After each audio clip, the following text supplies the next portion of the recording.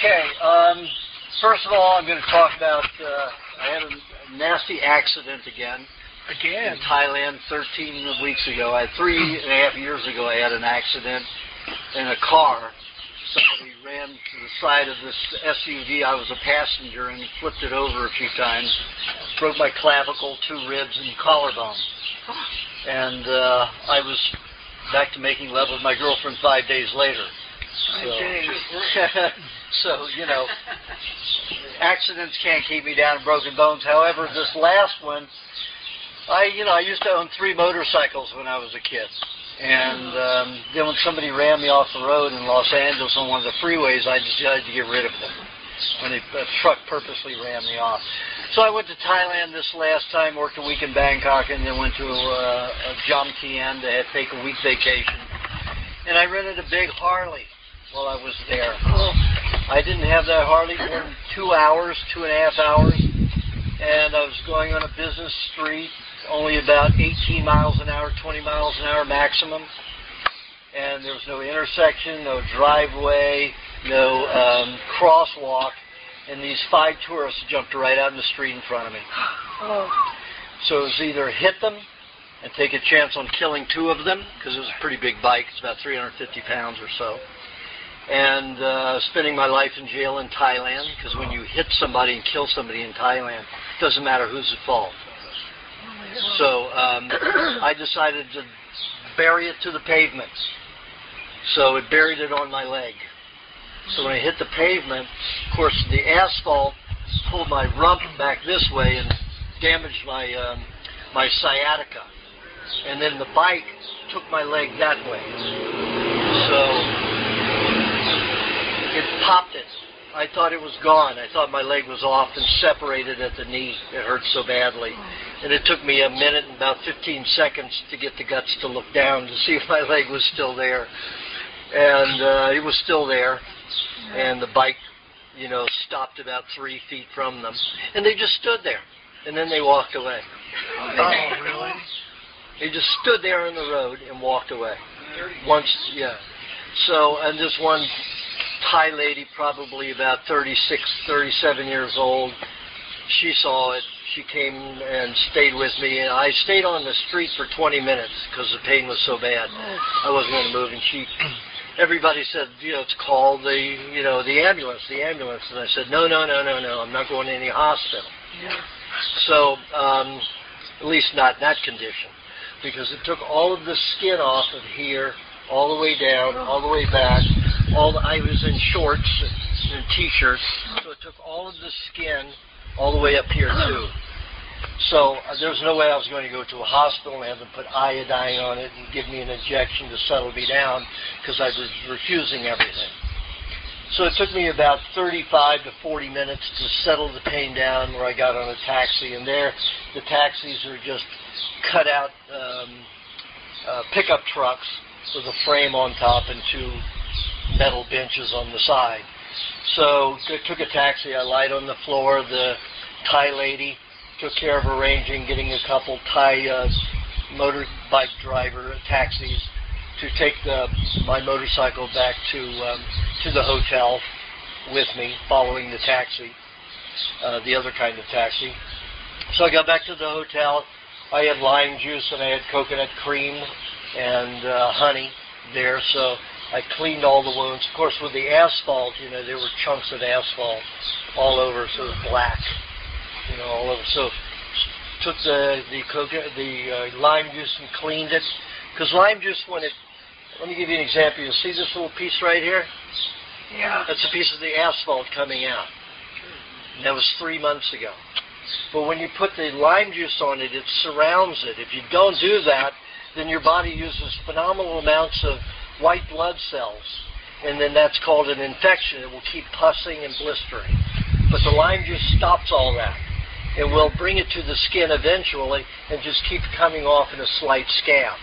So any kind of fall is required if you hurt yourself. So you want to do it with any kind of a wound, cut, anything like that. Use lime juice. Lemon juice is a bacterial. It incites bacterial activity. That's why they use it for marinating. It helps degeneration. It helps break down. it helps predigestion of foods. So you don't want to put that on your wounds because it'll just eat away your own body. Lime juice seals it, seals the toxin. Oh, it stings like hell. Yeah. You just rubbed it, take a lime and just rub it. I took the lime, squeezed it, and rubbed it in, and I mean vigorously. And there was no skin and no muscle here. It even scaled some of the bone away. This bone, you can see this bone's a little larger than this one now, and it took some of this bone away. Went down on the pavement, and didn't take any of the bone here. It shaved some of the ankle bone away, pavement, so the ankle tendon that was over the ankle got scraped off, so it buckled up on both sides. The two tendons here, you've got two rope tendons on either side of the knee. This one ripped this way and this one ripped this way, so they were buckled up like this on the ends. So I got back to the hotel, I washed everything out and put coconut cream in it on everything and then put honey on it.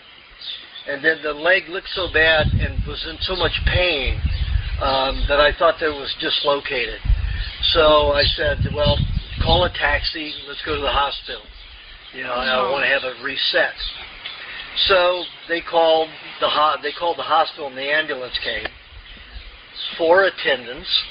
Take me to the hospital, one driver. It cost me $12.50. The price difference is astounding. So I got there, and the intern freaked out when he saw my leg and my body. I wouldn't let them touch any of my wounds. I said, I've already cleaned it. They don't see any iodine on it or any methylate, so they think that, I'm nuts. And I told them I cleaned it with the lime juice and the coconut cream and honey. And that was fine. I didn't need anything else. So the intern was, he's probably only about 27, 28 years old, and he wasn't going to touch this leg. And so he called an osteosurgeon.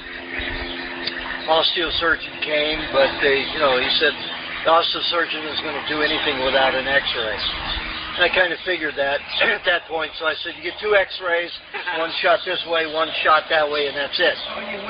You have to make your decision from those. So by the time the osteosurgeon got there, I had the X-rays done. I have them right here, and you've got a big tibia bone right here that's about as big as mine's about as big as my fist. And it goes down, all the way down to the ankle. And then you've got another bone that's smaller. It goes on the back side, back inner side, on both legs. So that tibia, the big bone, was split in 2, with about 1/4 of an inch or more in the back open. Plus the tibia goes up like this, and the femur sits down in it like this. It broke the top off. Other splintered fragments of that cartilage were in the knee joint. So the osteosurgeon said, there's no way you're ever going to walk again unless we do surgery. You've got bone fragments there. It's going to stab the nerves in the knee joint, and you're just not going to be able to put any weight on it. He said, of course, I can't put a cast on it unless you let me operate. I said, I want a cast anyway. When I was 9 years old, I had a ladder collapse, and I shattered my heel cap, and I had a cast for 12 weeks. I was going nuts, because you can't scratch it. I mean, I would take hammers and hit it when it was scratching, itching so badly. And no baths, no showers, anything like that, so everything was sponge bathing. And that was no fun. I love water. Yeah. So I said, I want a cast anyway, and he goes... And I said, I elect not to accept the surgery, but I'll be back in 6 weeks if I can't walk. And he goes, it thinks I'm out of my mind. So the hospital drove me back free of charge, back to the hotel. So I called my girlfriend who lived in the next town, and she knows my diet and everything. So I called her. The next day, I had enough food coming from Bangkok to make it through Saturday, probably part of Sunday. So she came on Saturday. bought all the food that I needed, the coconut cream, because over there coconut cream is easy. They make it everywhere. Everybody eats it. And it's called gati there. So she brought all the food that I needed. And then she stayed with me. I had that one woman and my girlfriend stayed with me 24 hours a day for 2 weeks. And, I mean, I was in pain constantly. Plus, my girlfriend got a wheelchair. A wheelchair there, a good wheelchair, cost $125. Here it costs $1,000 or more. So, got me a wheelchair. Got someone else that just arrived. You want to try to sit back over there? I don't know if you'll be able to hear me. Can you bring that one over here more?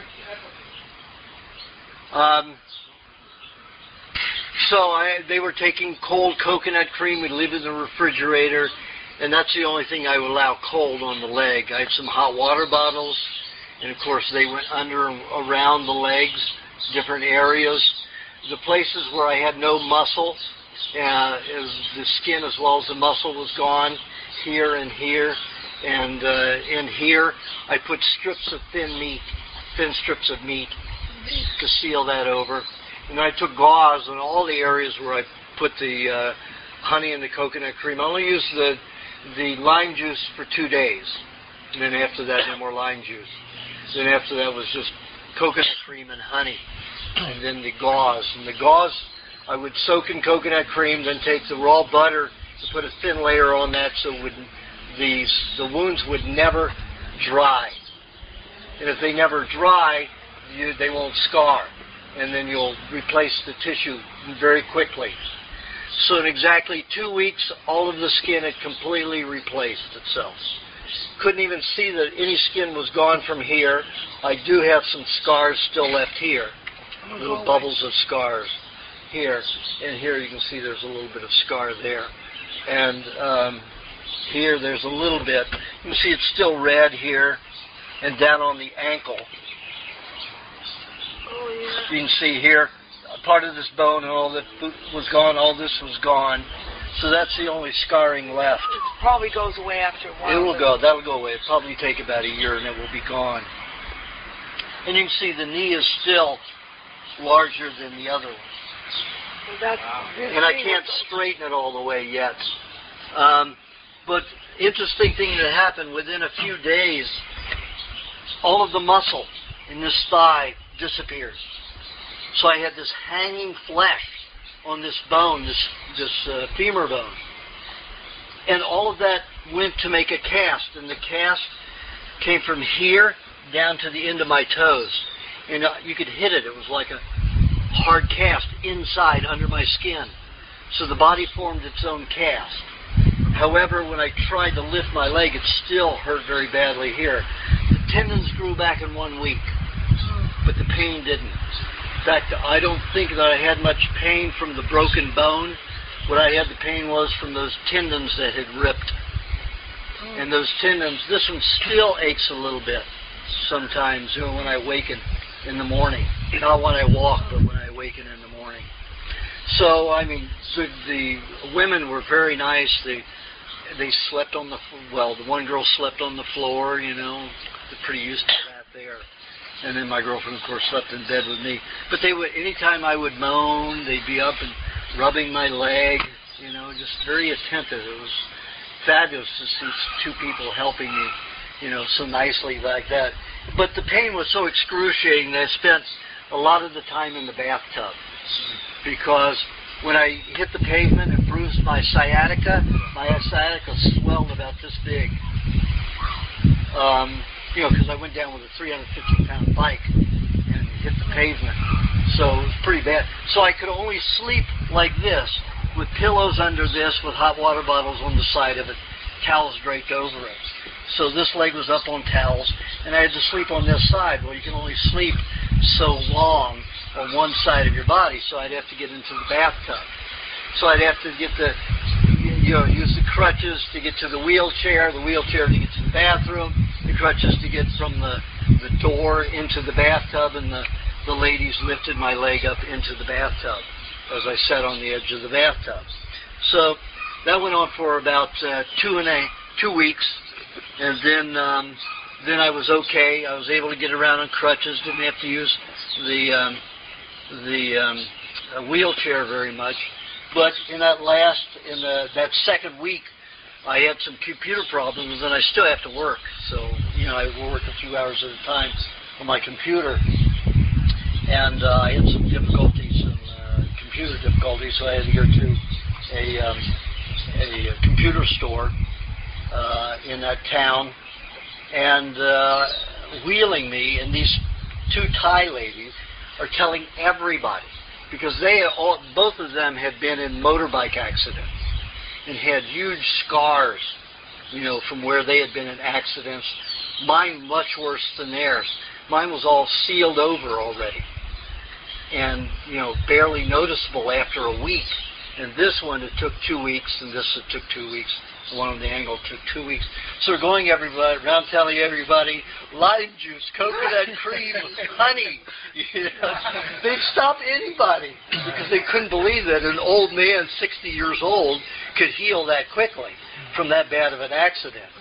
And they thought that I was crazy for not having the doctors take care of my leg, too. And then, after 2 weeks, I was getting around, so I let the one girl go, and then my girlfriend stayed with me for another month. So I pretty much stayed in the hotel room up till about the third week, and then the third week, I decided the leg needed some exercise, and I couldn't walk on it yet. Still too much pain. However, the pain wasn't excruciating. It was bad, but not excruciating after that point. So I started going into the swimming pool at the hotel. They agreed to lower the chlorine level and all of that. But after 5 days, I started getting the swimmer's earaches and the sore throat and the sinus problems and the headaches. So then I decided that I had to go across the road to the ocean. So there was, or the bay. They have a gulf there, where I was. So I had to walk with crutches, down these stairs that were about probably 100 stairs to get down to it. So I'd have my crutches going all the way down the stairs. And then I have to walk on the crutches through the sand out to the ocean. Then I had to put my crutches down and hop into the ocean far enough to get there. But it's a pretty shallow area. So I would get up to about this level, and I would go a mile. I would walk a mile, exercising the leg. Walk in the ocean? Walk in the ocean, yeah. So, and they didn't have big waves because it's a gulf. And it was pretty quiet. I mean, if it was storms, and you might have some big waves, or big boats, come by. So I would exercise 2 hours in the morning and 2 hours in the evening to get the leg moving and make sure it was okay. One time, something like a jellyfish, you step on those things and your foot goes down and down. Well, this one went in, and they had to pull it back out, and it popped the leg apart again. Oh my God. So that was hell. That was after about 4 weeks. So then I had another 2 days of excruciating pain there, and then, I just made sure that I touched ahead of that foot before I stepped that foot forward, every other time they walked out there. That only happened one time, but I did find a couple of those things that I would have stepped into had I not taken the time to check it. And then after about 6 weeks, I threw the crutches away and started walking on it almost painlessly.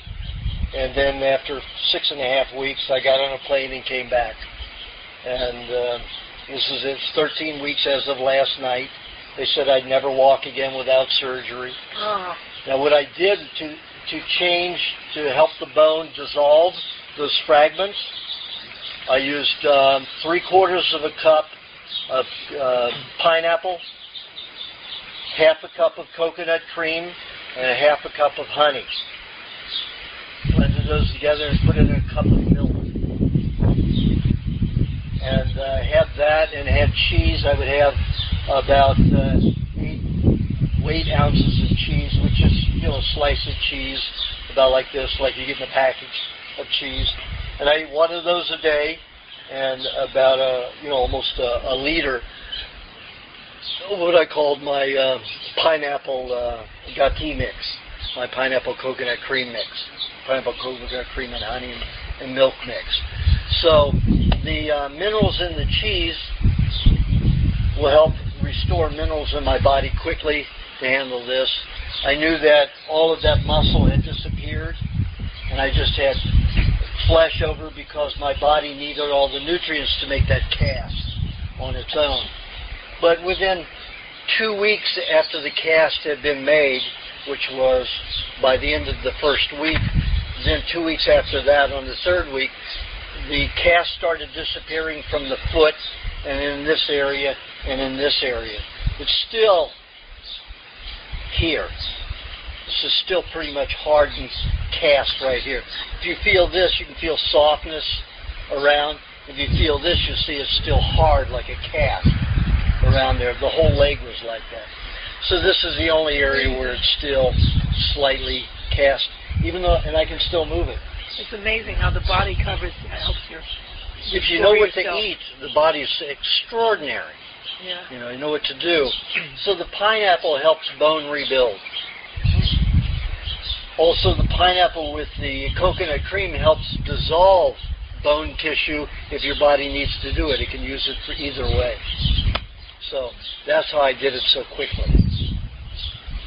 So I did that every day for 2 weeks. Then after that, I just mainly ate cheese and honey together, and cheese with everything, but mainly cheese and honey to get the body to utilize the minerals. So that's an excellent supplement, is cheese and honey together. But the cheese and honey have to be in the mouth together to make it work. If you have cheese by itself or another food with honey in it, if the honey is already absorbed by the other food and utilized with the other food, and it won't necessarily do much with the cheese. So the honey and the cheese have to be, the honey and the cheese have to be together in the mouth for you to digest it. Otherwise, the cheese mainly acts as a sponge to attract heavy metals and other toxic substances out of the nervous system, the bloodstream, and the lymphatic system as they weave their way through the digestive tract.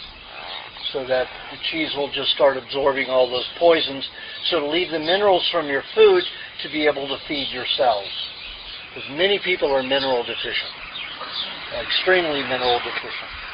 Because when your body has a toxin in it, it uses a lot of calcium, phosphorus, potassium, and magnesium to bind with the toxin. The example is plaque on your teeth. Now, why does the body build plaque on the teeth? Because when the brain detoxifies its heavy metals, it does it mainly out the gums and the tongue. That's why you get that white crust on your tongue, that white plaque on your tongue. The body will take those heavy metals that are coming from the brain, because the brain uses a lot of heavy metals, or metallic minerals, to conduct electricity and transmit light. And that's how the brain communicates. It's like a computer. So it takes metallic minerals to do that. So when the metallic minerals are toxic from eating cooked foods or chemicals or any medication or preservatives, inorganic fertilizers, anything that contain, and your pollution in the air, that most of it goes to the brain and nervous system, and when it dumps, it comes out the mouth. That's why people shrivel in the face quicker than anywhere else, because the brain is pulling that fats all in the face. When you're thirsty, it doesn't have anything to do with water. It's the fat being ripped out of your face. So you put coconut cream or butter in your mouth, some kind of a good fat that can be readily absorbable. Even the fat in honey, even though it's very small, is an incredible fat. And it will absorb into the body. In fact, if you make a mixture of 6 to 9 parts coconut cream to 1 part honey, that's a great lip gloss. And that'll take care of that dry mouth and cotton mouth and thirst. Also takes wrinkles away from the mouth. So,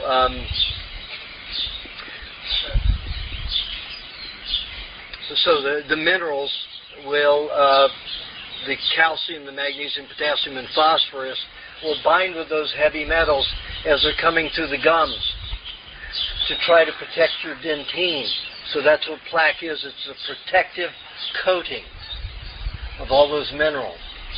But look how many minerals it takes to do that. Phenomenal amount. And if you're eating cooked foods, there's no way you'll ever keep up with that mineral loss. Cooking at 141 degrees destroys 50% of the calcium, just at 141 degrees. So that's why pasteurization was so bad. Now the pasteurization is up around 169 to 170 degrees. So almost 90% of the calcium is destroyed. And you know what they do in pasteurized milk? They get mined calcium, and they shovel it into the tanks and then stir it up in there. Because when they pasteurize and skim the milk and treat it nowadays, it turns blue. So they put the calcium also in it to turn it white. The vitamin D that they add to it is hydrogenated vegetable oils, which is plastic. And they irradiate it with ultraviolet lights and call that vitamin D. Doesn't have any relationship to vitamin D. But you can convince any politician. You say, oh, sun rays, radiation, touches fat in the body, turns it into vitamin D. So we'll make vitamin D by taking fat and irradiating it. That is their thinking. And people buy it. People accept it. So all that vitamin D is completely toxic. It's irradiated plastic. And then they just sell you that this milk is good, this pasteurized milk is good. A lot of people want to know what homogenization is. Homogenization is when they take the milk and they press it through a very, very fine sieve with high pressure. So it splits the fat molecule. And when the fat molecule splits, it absorbs all the solids in the milk, so then it never separates. The cream never separates. That's homogenization. However, when the fat molecule absorbs all of those solids, they're indigestible. So you're going to be drinking milk all the day long, pasteurized milk, never going to be satisfied. That's the way with any processed food. There's no nutrient value, so you're always going to be hungry. That sounds criminal. It's all criminal. Any way they make food, it's criminal. Because there's no nutrient value, no true nutrient value in it. The X-ray that you had, isn't going to help by you taking the butter and the cheese and the honey out? She asked, was the X-ray harmful to me? And would it use up nutrients? Of course. That's why I didn't go back. And I'm going to wait till my leg completely heals before I do the other X-rays to show people how the leg can heal without medical help. But I'm going to wait till the leg is completely healed, because any X-ray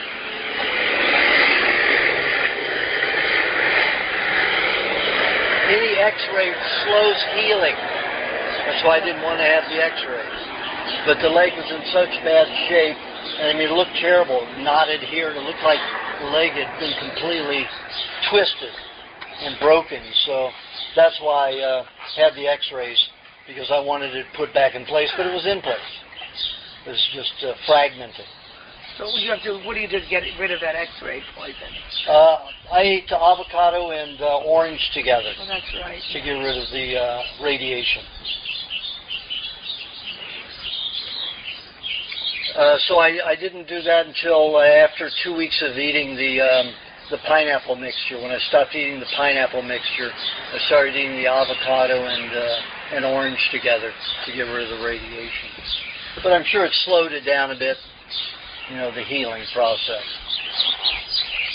Okay, anybody have any questions about all that? Were you eating meat? Oh, yes, absolutely. Gosh, yes, I have to. Yeah, because I wouldn't heal properly. I wouldn't have enough protein. So I was eating somewhere around, about 1.25 pounds to 1.5 pounds a day. Just beef. Was I eating meat? Did I eat meat? What kind of? No, I ate probably 50% chicken, about 20% fish, and about 30% beef buffalo. I have a question about that. Yeah. How do you keep yourself from going into shock? Or how should anybody, handle like something like that where you're completely shook up and you kept your wits about you completely, but a normal person wouldn't. Well, it's just that, I made up my mind that unless I kept my wits, they were going to do anything they wanted to. So I just wouldn't allow myself to get into a state of lack of control, lack of awareness, consciousness. So what should a normal person do if they get like bad news or a shock or something like that? Breathe heavily and say, hey, it's part of life. It is. It's just part of life. Yes. I'm glad to see you're going to do it before and after so we can have the evidence. Yeah. I wish that I'd had a camera to shoot all this because it was amazing. I was shocked. I mean, really, from this whole area like this, not only the skin was gone, the muscle and part of the bone was shaved. For that to seal up in 2 weeks was amazing. I mean, it was still very red and tender. But the bone had some of the bone had grown back, not all of it. It's still partially gone. And all of the muscle and the skin had grown back, even though it wasn't mature flesh yet. Did you breathe heavy? Oh, gosh, yes. Absolutely. Deep, slow breaths. Do they have clean meats and whatnot in Thailand? I don't like clean meats. If they're clean, I don't want them. Or meat that you find high quality? Absolutely. Because, most of these farmers can't afford anything. So, and there's lots of grass. It rains, practically every day. So the grasses grow rich, like in Hawaii. They're rich. You don't have to feed them anything else. There's so much food for them. The buffaloes and the cows, that they'll just eat all this grass. And it's so tall and thick, you can graze like 50 cows on, about 5 acres or 4 acres constantly because they can't even eat all that grass. It's pretty amazing. So if I go to an outdoor market, and that's where I get my meat, and all the flies are on it, that's what I want. Yes? You must have had a pretty good adrenaline rush in that kind of situation. No, I try to keep that down because adrenaline causes me to get angry. Okay. And might cause me to be a little short, in my respect. Like that young, intern. Oh my God, you're crazy. I mean, that's in bad shape, And he just went. And if I had taken offense to that, if I had had a high adrenaline, I might have taken a high offense to that, as I would in my earlier days. Exactly. So I keep part of that is keeping the adrenaline from starting to pump. Especially since they just walked away those dirty thieves.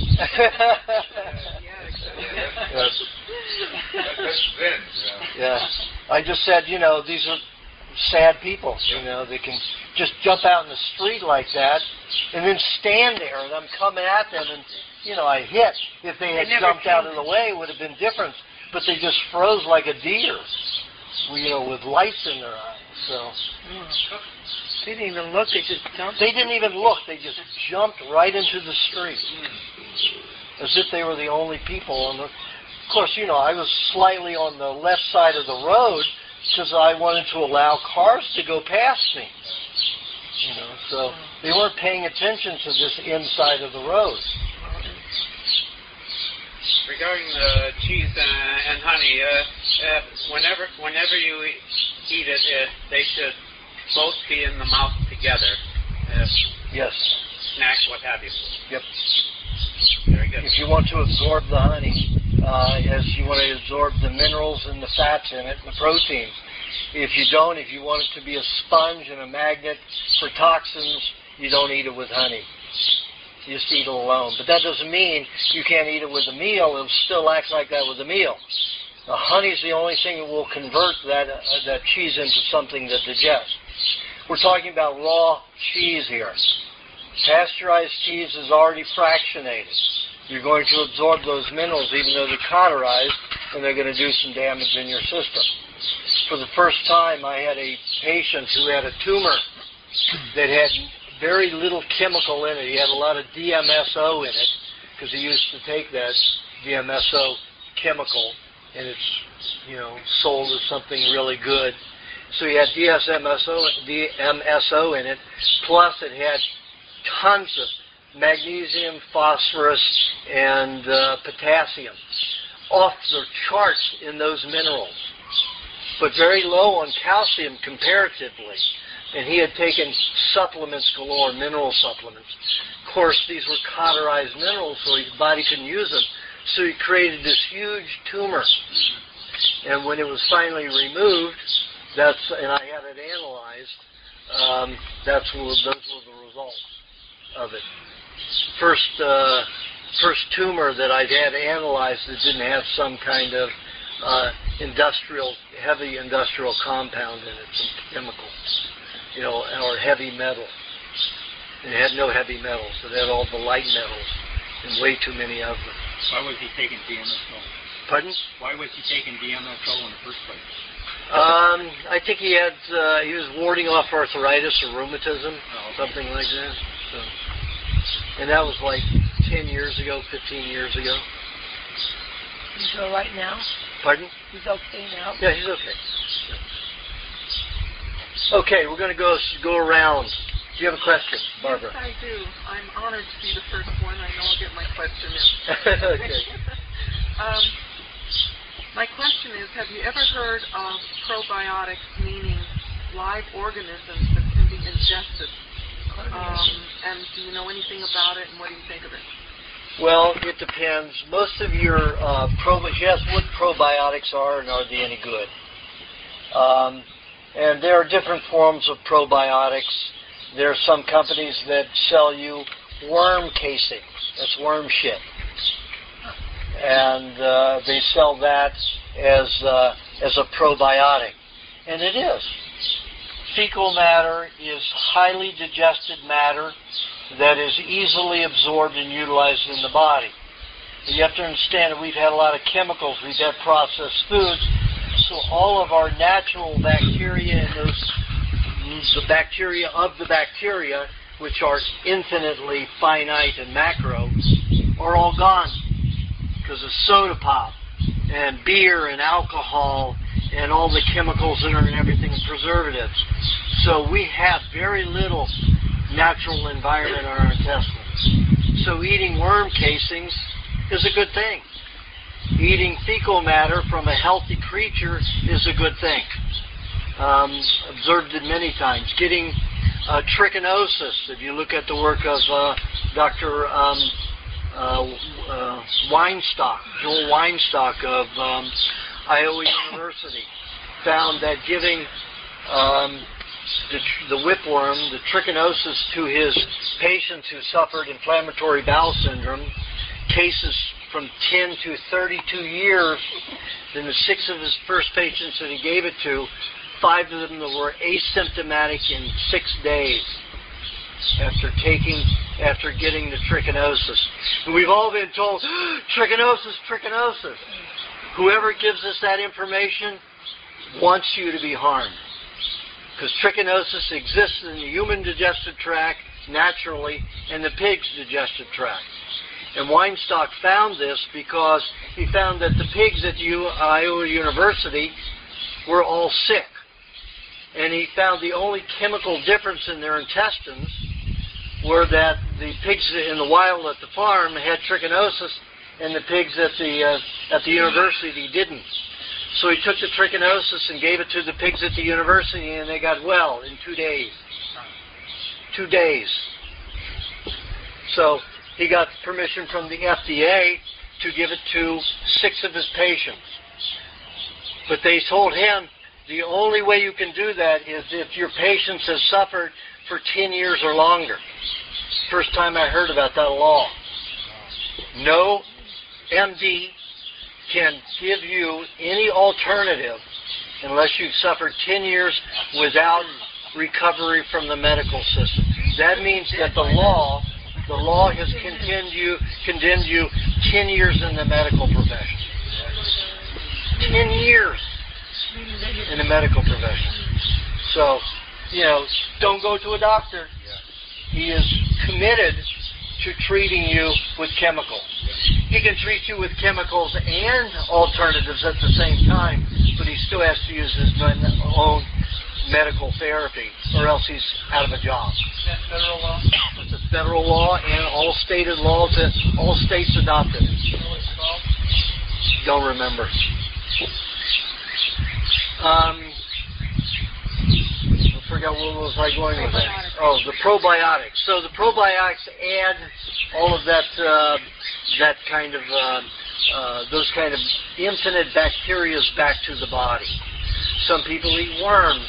Some people eat fecal matter. Some people eat high meat that's allowed to grow with lots of bacteria. There are many ways to get those probiotics. Probiotics means living, decaying matter. Pre-broken down. Pre-digested. Now people ask me, why does the high meat work so quickly, 10, 20 minutes, and you can go from depression to happiness like that? Because when the bacteria feeds on those meats, it pre-digests them. It won't work on your own system. It won't work on your own tissue. It only works on the tissue of that meat. When you go through, it goes through your digestive tract, you're supposed to have all those minute bacteria to do that already in your intestines. We're pretty well robbed of it. We've poisoned our system. Then when you get down to the bowel, you have all that E. coli. E. coli is responsible for the final digestion of fats and proteins. Reduces it to those finite molecules that feed the brain and the nervous system. If your E. coli is poor, you're not going to feed your brain and your nervous system.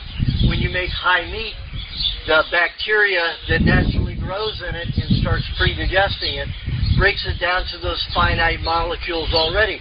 So your body doesn't have to wait 16, 18 hours until it gets into the bowel. It works immediately. You've absorbed those proteins and those fats and those finite molecules to feed your brain and nervous system. That way it works so miraculously. Okay? There are some companies that sell probiotics that maybe I'll just email you. Well, there's the Primal Defense. Their pill form is ridiculous. Once you solidify it into pill form, all those things are dead. The powder form, it's dry. You need to put it in juice or put it in, you need to let it start becoming alive by hydrating it with something. Could be a little bit of fermented vegetable juice that will help bring it back to life. But you don't want to have the pill form, and you don't want to take the capsules that it comes in. You take it out of the capsules if you're going to have that. That's mainly worm casings. There are others. There's the EMs, and that's in a liquid form. I don't trust those because they're not from food. They're mainly with fish and amphibians. So I'm not sure that they're proper for the human digestive tract. I have not experimented with it, not in a situation where I have a laboratory again to work in.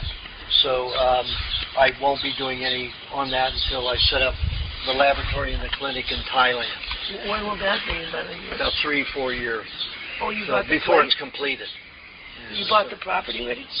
Don't want to talk about that yet. Okay? Those are the only two that I know about. Okay. Those two products. Yeah, EMs and the Primal Defense. Okay, do you have a question?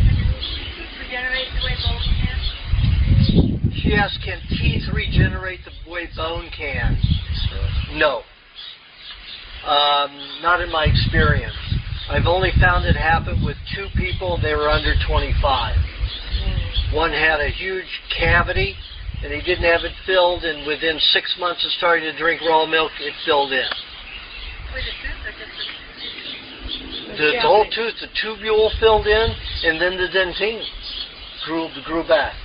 Now, I've had teeth where It's only been in the last 6 years that I have fillings, that the body starts growing back, the facials starts growing the tubules, and it'll grow. It'll take that composite filling and grow it out, so it's got all these edges on it, and I have to keep having it drilled down and filed down because the tubule is now growing, 60 years old. So now it's finally come to that. I'm healthy enough.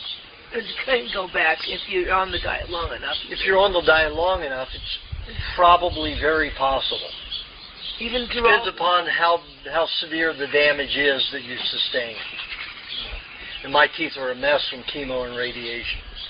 So I'm lucky I got the bone back, around my teeth, because after radiation therapy, I lost all the bone around my teeth. So my teeth dangled in my gums like this. So if I bit down on my own teeth, I lost about a half a cup of blood at a time.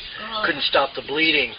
So what I did was I blended my donuts in RC Cola and then drank it with a thick straw. That's why I was then. I didn't know any better. But then when I started drinking raw milk, within a year and a half of drinking the raw milk on a daily basis, about anywhere from half a gallon to a gallon a day, my bone around my teeth all restored. Okay. More again, somebody found themselves down at the top of their bed or something like that. Is there some, maybe put some cream under the tongue, some way that, will help somebody calm down further? And if you're lying on the street, I don't think so. Well, no. So I'm not using your example anymore in general. If they're in the kitchen, and they got cream and... Well, anytime you have a trauma and distress, the main thing is to settle your heart. Slow it down, because the harder the heart pumps, the faster the heart pumps, the faster the blood goes through the kidneys and excite the adrenal glands. So if you settle yourself down, breathe slowly and deeply, do pranayama, like inhale to the count of 5, hold it to a count of 5, exhale to a count of 5, you'll force yourself to come down. Everything will settle. And, of course, to settle your nerves, the chemicals that are already rushing around in your body, drink about a half a cup of cream. Thank you. Okay? Yes, Aajonus, I would like to ask you, is there a connection between emergency meat and the pH balance in the body?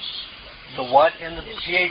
I've been having difficulty eating the raw meat. I'm very repulsed by it. And I wondered if there was a connection between the pH of the body, alkaline acid, that would possibly cause that, because some days I can eat the meat with no trouble, and then the next day or two I'm just totally repulsed by it. When the bloodstream or the intestines gets over alkalinized, it causes a neutrality, a neutralizing of the acid digestive juices in the intestines. So you won't be able to digest the meat well. So how do I... Well, you need to reduce the amount of fruit that you're eating to almost nothing. Have no more than maybe 12 ounces of vegetable juice a day and break it up into 3-4 ounces at a time. And then you shouldn't have a problem. People who have that problem eat too much fruit or they drink too much vegetable juice. That over-alkalinizes the intestine. Okay? Do you have a question? Come back again. You try to formulate. Okay? Do you have a question back there? Okay? Do you have a question? Okay. Yeah, I have a little problem with red eyes, bloodshot eyes, and I was just wondering... like I said in the book, egg white. Egg white. Egg white. You just put egg white in your eye and your eyes will be white quickly. Also, if you have blurring vision, your eyes are not in good shape and you have to wear glasses, putting egg white in the eye twice a day has improved, in 60% of the clients has improved the vision by 30% in a year. And the way I do it when I do it is I'll I have an egg and a little egg white in a glass. And I dip my finger in it, so I got a little bubble of it. Pull the lid down, rub it along the sclera, the bottom of the white of the eye on the bottom. Then I'll hold the eye open like this. Doesn't this look good? And I'll roll the eye around like a circus master to get all the egg white all around. It takes about 3 minutes, so your eyes aren't blurred, your vision isn't blurred, and the eyes just relax and cool. And then the redness just goes away. Do you change it with like purified water or anything? No. You want to leave that in there. Egg white is 90% exactly like the fluid that your eye, the tears that you make, higher in protein. And that's really good because then it strengthens the cornea. And when this cornea gets weak is when it starts warping and you lose your vision. I've been putting lime juice in there for ages, and I felt like I should wash it out after. Yeah, that's an antibacterial. Yeah, but put egg white in to wash it out. Two worked better. I put it in egg white, and then I put it in with a drop. Then you put egg white in pure by itself after that. Yeah. Pure egg white after that to wash it out. Okay. You can use an eyedropper, but then you have to clean the freaking eyedropper. Yeah. It's a mess. You can look your fingers. Yeah, absolutely. That's why I like to eat my eggs right out of the shell, you know. Put a dent in the fat end and a big break in the other end and suck it out that way. They don't have to clean the glass. But, I've been doing that for, 3 or 4 years now. Yeah. And, at 63, I still have glasses, I can see close and I can see flowers. Uh-huh. That's great. Another thing that happened when this accident happened, my eyesight started going for about 2 months. And, because of all the nutrients that it took to heal all of this wound. So it was borrowing from everywhere, not just this leg. Oh, and as soon as the cast started going away, the muscle in the leg redeveloped. As the cast went away, the muscles came back. I mean, it's just like a miracle. It's like shape-shifting. My first experience like that. Because I looked at my leg, after a week and a half, and I just had this bone here and this sagging flesh. Oh, it was disgusting. But I trusted the process. It was good. For instance, a friend of mine broke his leg. Uh-huh. He had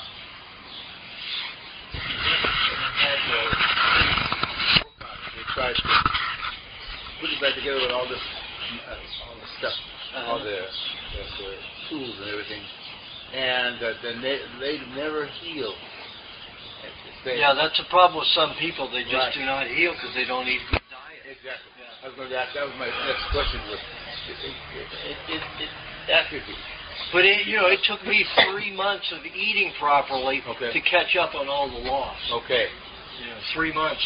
Then my vision started going back into its proper form again. Mm-hmm. So I wore glasses for a month and a half. To read. Yeah. Now I don't have to anymore. So he could have been. His leg could have been saved. Yeah. According to his diet. Yeah, I mean, it still can now. Yeah. He'll just eat properly. Yeah. He may have extra scar tissue that could take years and years to get rid of. Right. But at least his leg could correct itself to where he could function better. Yeah, he after he died because he had some other things wrong. Well, they can't help his leg. I know. That's a lost cause.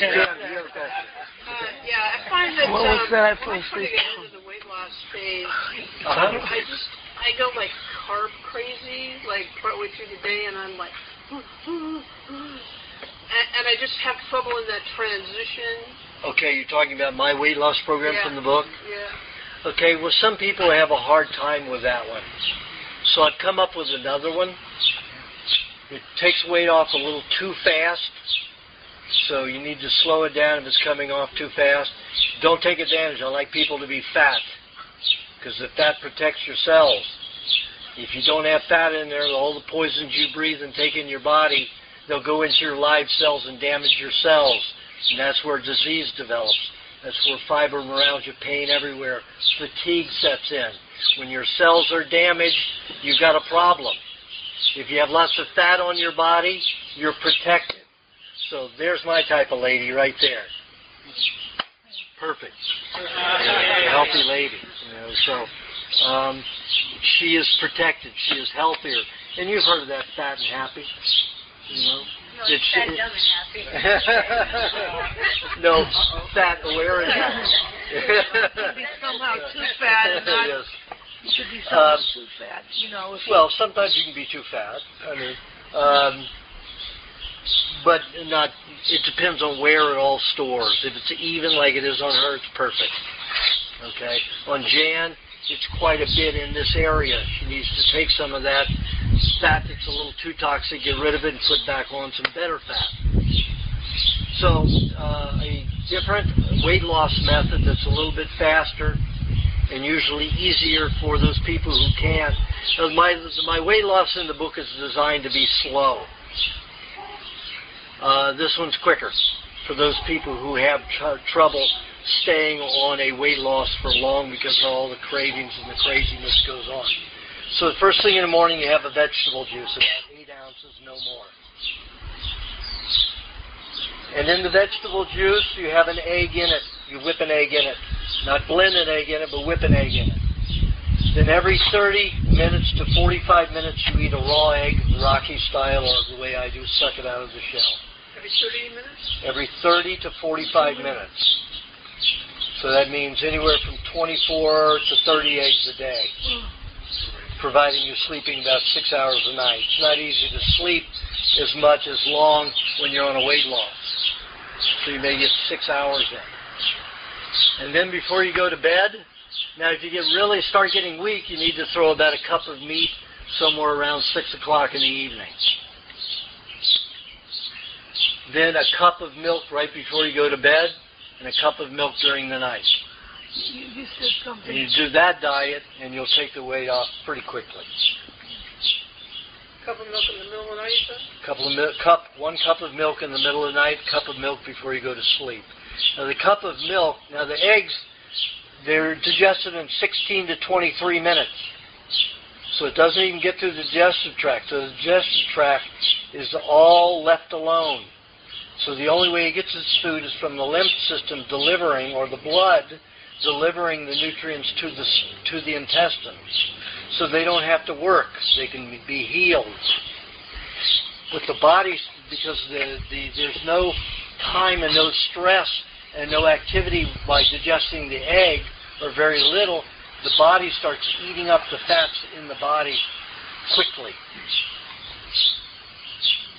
I've seen people lose 10 pounds a week, on that. So I saw one person lose 18 pounds a week on that. So it's very fast, so don't go too wild on it. Now, are there going to be those wild cravings of could be some honey, If it is, then you have some honey. Honey's okay. Can you try to lose weight? Absolutely. Honey, as long as it's not heated over 93 degrees, is mainly enzyme. When the bee collects the nectar, it swallows it. It predigests it. It adds an insulin-like substance that converts the honey into mainly enzymes for digesting mainly proteins, secondarily fat. So it will help you break down your fats in your body. Honey? Yep. So how much should you eat? Well, not too much, because it can cause a protein deficiency at the same time. So you need, let's say, a half a cup a day. Okay. No more than a half a cup a day. What vegetables do you have to eat? Do something light that doesn't cause detoxification, like 90% celery, 10% zucchini. 10% parsley. You don't suggest wheatgrass? You still got wheatgrass? You haven't read my book. I have. Okay. In the book, I say wheatgrass juice is terrible. Any of the grasses are terrible for the human, because it goes in and it causes acidity in the blood and alkalinity in the intestine. See, actually, the exact opposite of what we need. We need alkalinity in the blood and acidity in the intestine. That doesn't mean your blood should be alkaline. My blood is 5.5. all herbivores, all carnivores have 5-5 blood. Mine's been 5-5 for 30 years. You told me something different. You told me to have an egg an hour after the juice. I'm giving you something different. Your program is different. I'm giving a general here.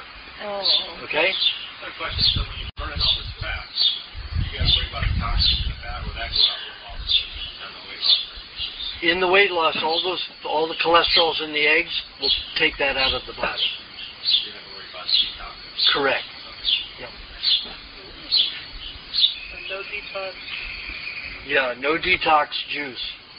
Just straight 90% celery, 10% parsley. So often I find when I go into weight loss, I will go into a heavy detox. I'll be just sick as a dog, in bed. This shouldn't do that. Okay. Not unless you have a chemical in that fat. Okay. If there's a chemical in the fat, then you'll get really sick. Okay. But it's not usual.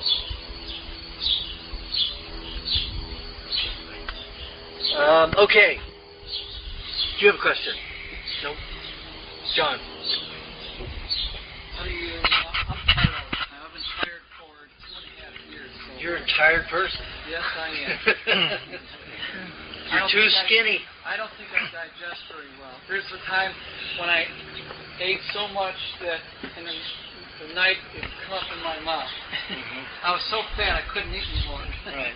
Well, you can go on, let's say, 3 days a month or 5 days, 3 to 5 days a month, do nothing but eggs all day long and milk before you go to bed and milk at night. Give your intestines an entire break from eating, from digesting. And it'll also heal them from the outside in. Okay? Eggs and milk. Eggs all day long, milk at night, milk before you go to bed, and milk at night.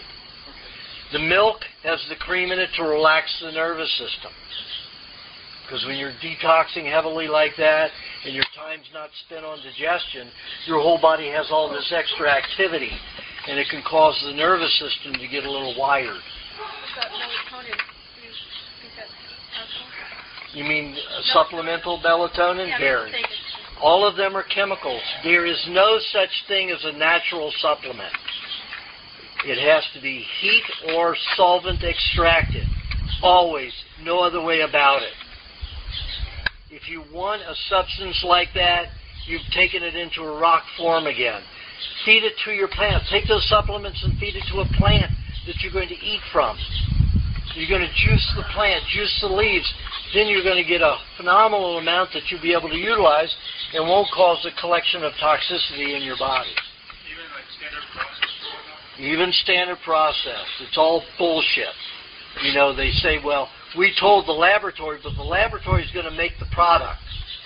And it's going to do things that it may not tell you exactly how it does it. And they say, oh, well, it's our patented way of doing it.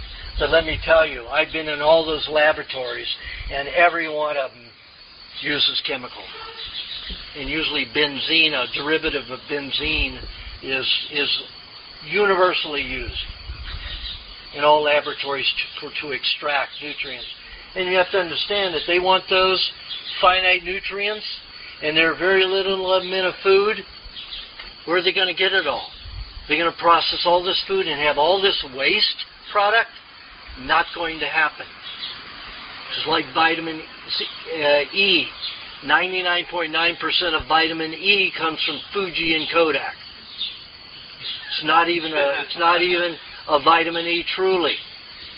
They paid their scientists millions of dollars to come up with a way to take care of their development fluid waste. One scientist who was very, very bright realized that it was 70% of the structure of vitamin E, D-alpha tocopherol. 70% like it. Not like it, but 70% like it in molecular structure. So he convinced everybody to sell this vitamin E.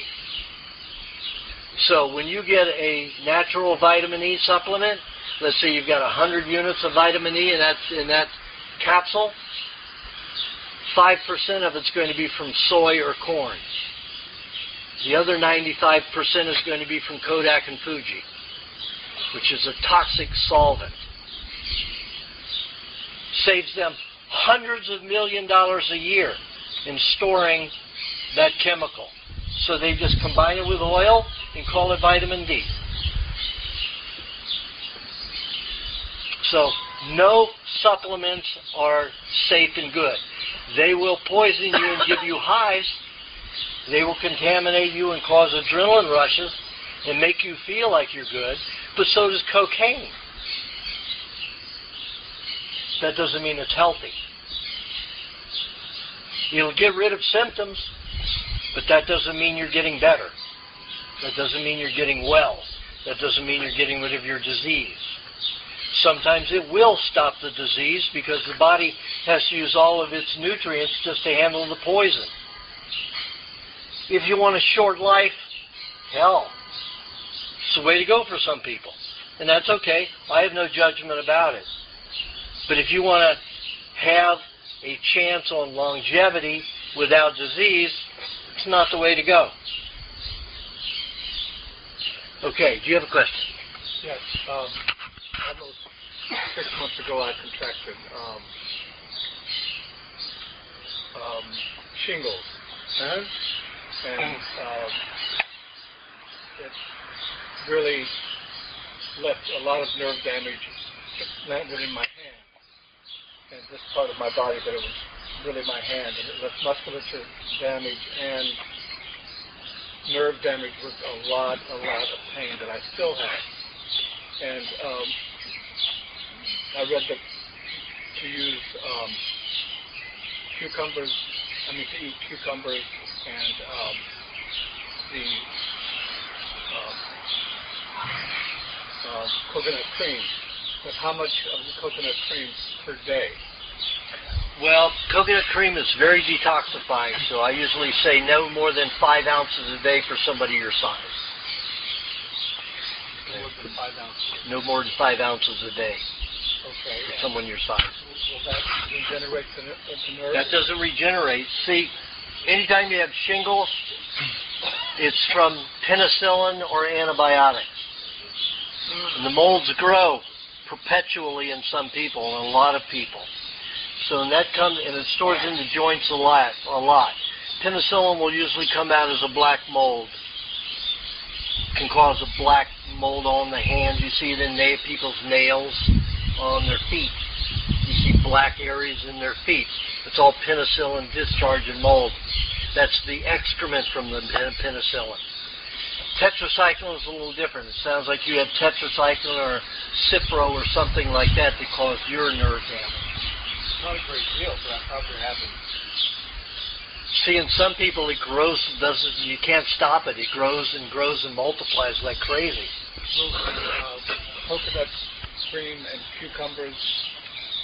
That doesn't regenerate the tissue. That helps clean that tissue out of there. But to destroy the molds. Well, what about the pain? And the pain, you have to use the pain formula in the recipe book. Honey and butter, eat a little bit of that all day long. Soak it in hot water with coconut cream and milk in it. Hot water bottles, put your hand on a hot water bowl at night. All of that heat is to make sure that you increase circulation into that area. Anytime you have a bruise or a sprain or a break, never put cold ice on it. When you do that, you constrict the circulation into that area. You're restricting the nutrient flow. So what's going to happen? You're going to keep the bruised tissue in the area and you're going to scar. What happens to those athletes that keep putting ice on it? What happens? They have surgeries, multiple surgeries, because they never heal properly. They keep re-injuring and re-injuring. Remember the Oscar that I talked about and We Want to Live? The skier? Put him on a good diet. He won 2 medals, a year and a half after after his injury, where they'd say he'd never even be able to dance again. And, in Switzerland he won medals, so the body can heal itself. If you don't freeze it up, if you don't constrict and you allow the proper nutrients. Putting ice on an area any more than 2 minutes is a bad thing. Put lots of heat on it, and then if you just want to numb the pain a little bit, put some ice on it for a little while. Like I say, when I had my problem and the pain, my leg would just get burning hot and painful. So the Thai ladies would take the refrigerated coconut oil, coconut cream, which is as hard as butter when it's cold. So they'd take a big glob of it, just rub it over my knee and down the shin and up and down for about 5 minutes, but not one place did it stay on. Did the ice sit there? And it was never that cold as ice.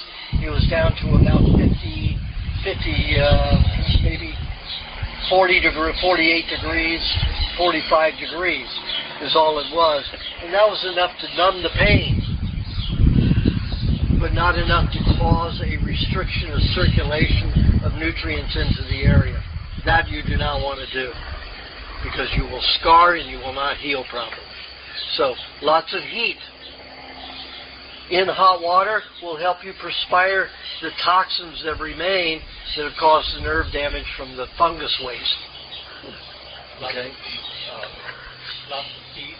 Lots of heat. And butter and honey. Yes. Well, you started to tell them how to get rid of the mold.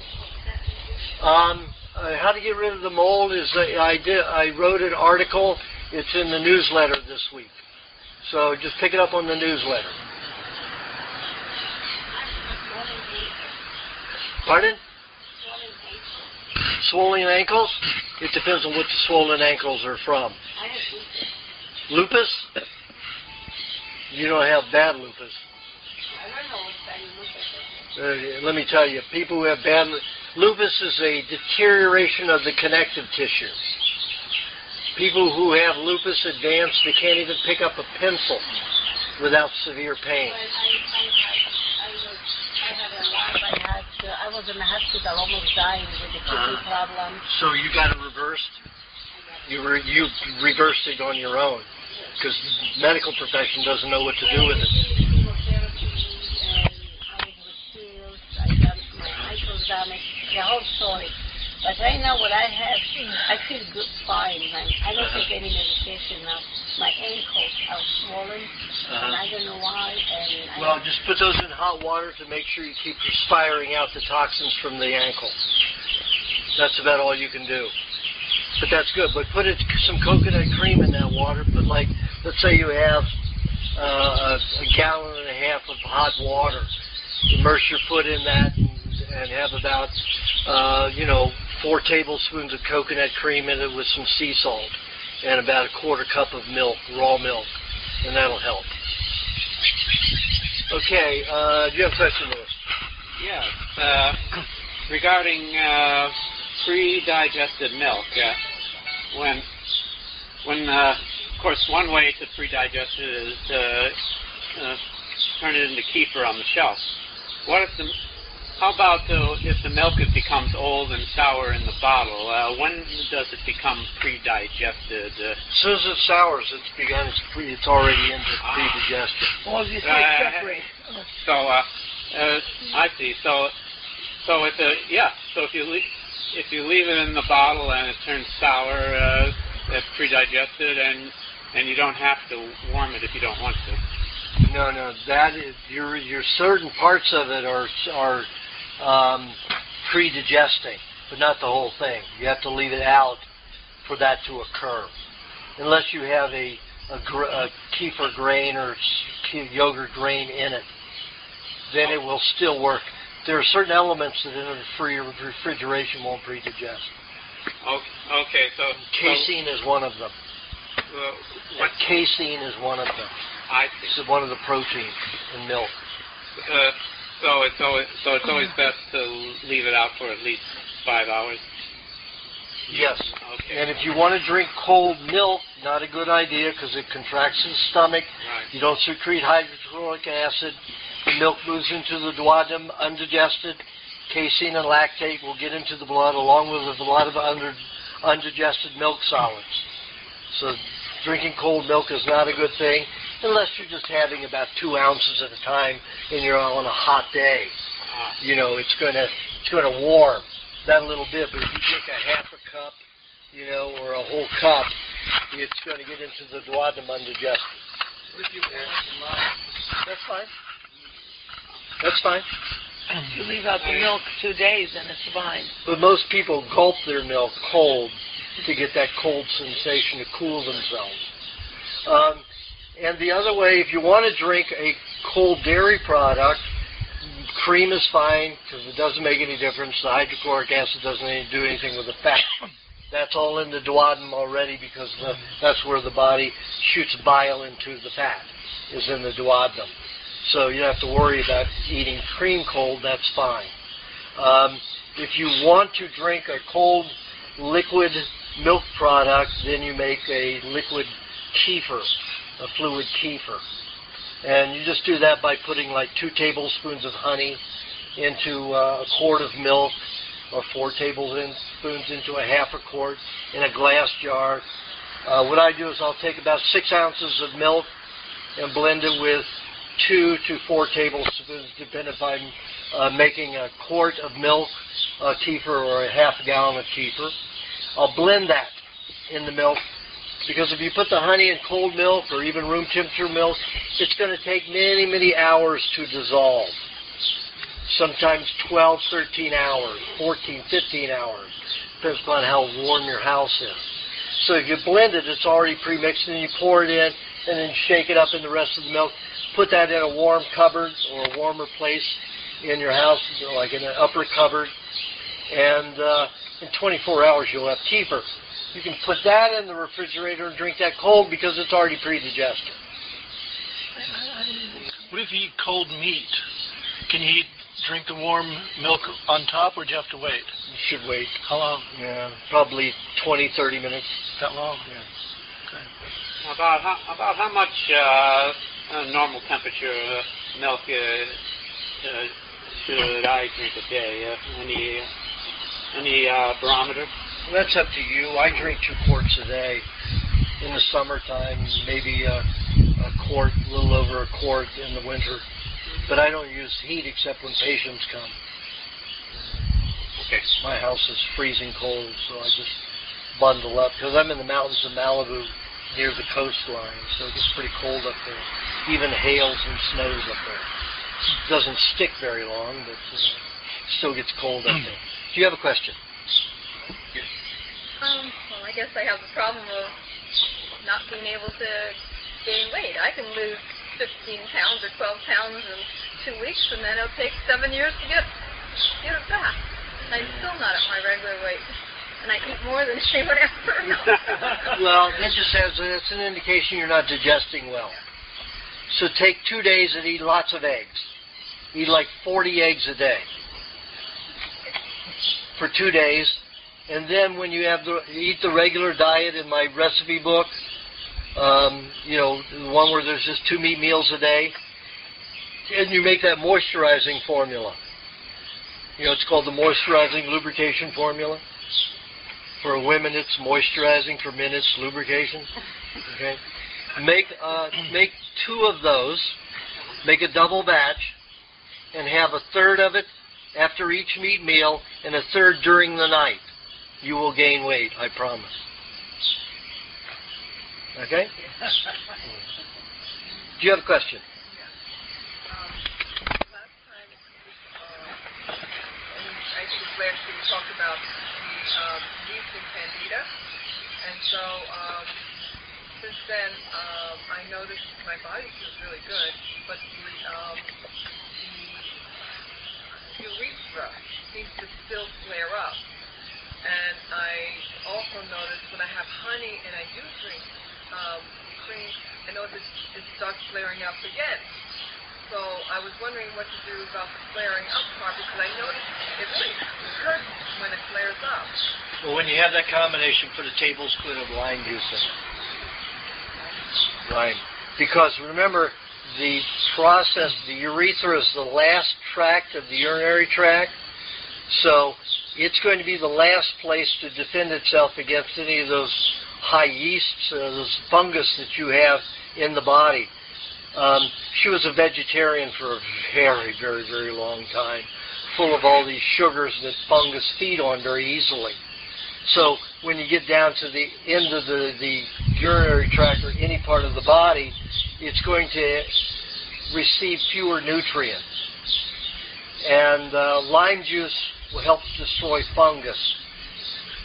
So just put a tablespoon of lime juice in there.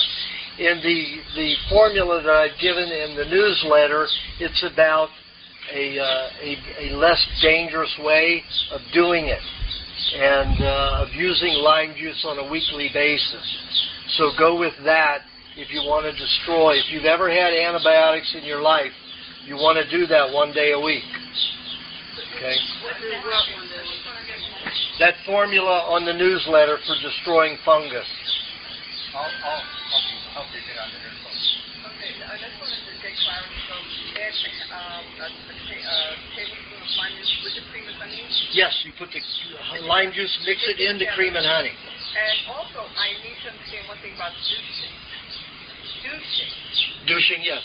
Because I notice sometimes, especially women, get the bacteria from the back into the vagina area, and I want to know, that also is a problem. Well, you've got a lot of fungus that are still discarding into that area. So the best way to douche is to take a kefir that you've made, not a foreign kefir. Now, you don't want to use a foreign kefir grain in this. You want the natural bacteria, because the grain bacteria works against your natural bacteria. It will even eat the natural bacteria. The bacteria that grows in milk naturally will not do that. So that's why I like to just encourage it with honey. It helps those bacteria grow quickly. Okay? So you just take that and dilute it with a little Gerolsteiner water. You don't shake it up. You just stir it, just lightly in there, so you don't lose all the carbon. And then you douche with that. You can use a little bit of maybe a teaspoon of lemon and a teaspoon of lime juice mixed in the kefir before you mix it with the Gerolsteiner, and then douche with that. Okay, you're welcome. Do you have questions? Hold on. You what? My heart starts racing sometimes when I fall asleep, and it seems like it's related to my thyroid. Because if I take something for my thyroid, I don't have it. But it'll just hit me like... What do you take for your thyroid? It was like a supplement for the thyroid gland. I know you hate it, but I've only taken it like 2 or 3 times, and then I'm okay. Is it the freeze-dried gland, or is it some medication? No. Freeze-dried gland. Well, that's okay. That doesn't mean that that's causing. That's keeping the heart from racing. The heart is racing any time poisons get into the blood. The faster the heart pumps during a time like that, it's very difficult for a heavy metal to settle anywhere it should not. So it's because the heavy metals are coming from the rest of my tissues? As soon as you lie down. It's like every night. As soon as you lie down. You have to understand, as soon as the sun goes down, your nerve starts going into a detoxification. By midnight, detoxification of the nervous system is heavy. From midnight to 5 a.m. So you're going to bed at the time where it's just about starting heavily. You're getting all those metals into the blood. Heart says, You're going to do that. I'm going to have to pump and keep that blood moving until we get enough minerals in there to bind with those heavy metals so they don't store and damage the heart. Because if they get stuck in the heart, what do? They'll cause a Charlie horse in the heart. What's a Charlie horse in the heart? Heart attack. And if you panic during a heart attack, you will die. Anybody who has a heart attack, do not panic. You will never. I've had 300 heart attacks when I had angina, and I didn't die once. I passed out 50 times of the 300, but I didn't die. Yes, that's true. I know what near-death experiences are like.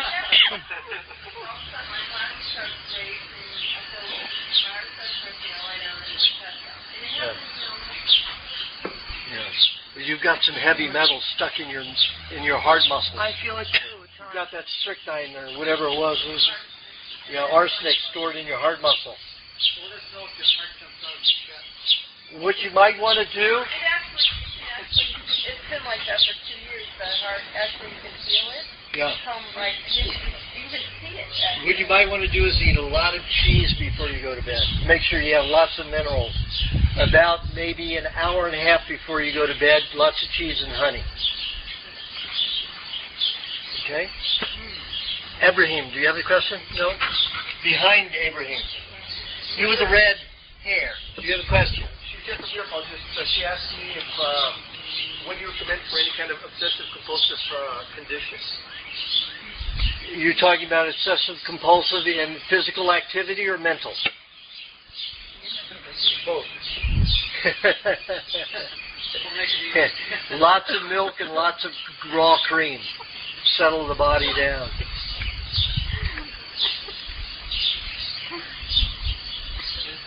She wanted to know what he drinks a lot of soda. She's just trying to find a way for him to stop. Lots of milk. Lots of milk. You know, you can make something like a mixture of take about a half a cup of fruit, put about 3 tablespoons of coconut cream in it, about 5 tablespoons of raw cream, and about 1.5 tablespoons of honey. Blend that all together and put it with about 3 ounces of Gerolsteiner. It'll make like a float, a fruit float, and that's very satisfying. Anything like that will help stop the cravings? That's what I'm talking about. That will help stop the cravings for the soda. He'll start craving that instead of the soda.